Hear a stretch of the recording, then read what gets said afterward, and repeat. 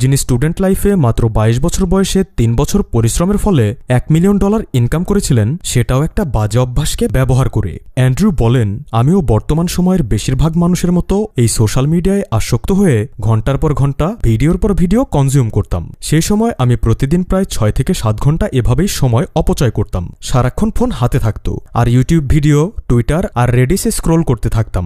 সারাক্ষণ শুয়ে শুয়ে ফোন দেখার কারণে মাঝে মাঝে তা হাত ফসকে মুখের উপর এসে পড়ত। কিন্তু এই বাজে অভ্যাসটি আমার একটি দিককে খুব শক্তিশালী করে দিয়েছিল। সেটা হলো সারাক্ষণ নিজের পছন্দের টপিকের উপর ভিডিও দেখার ফলে সেই টপিকের উপর আমার দখল অন্য 10 জনের তুলনায় অনেক বেশি বেড়ে গিয়েছিল।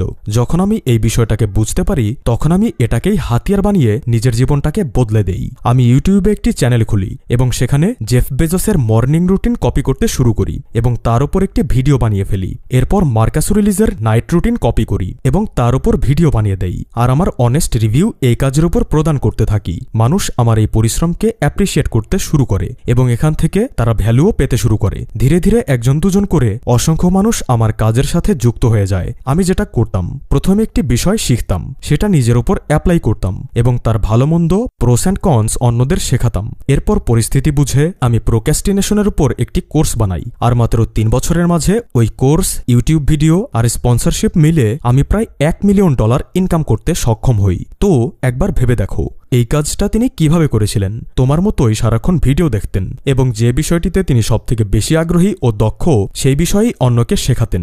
ব্যাস, এই সিম্পল স্ট্র্যাটেজি ব্যবহার করে সোশ্যাল মিডিয়ার পাওয়ারকে কাজে লাগিয়ে তিনি আজ একজন মিলিয়নার হয়ে গেছেন। তো মোরাল অফ দ্য স্টোরি, সময়কে শুধু শুধু নষ্ট করো না, সেই নষ্ট করা সময় থেকে আর্নিং জেনারেট করো।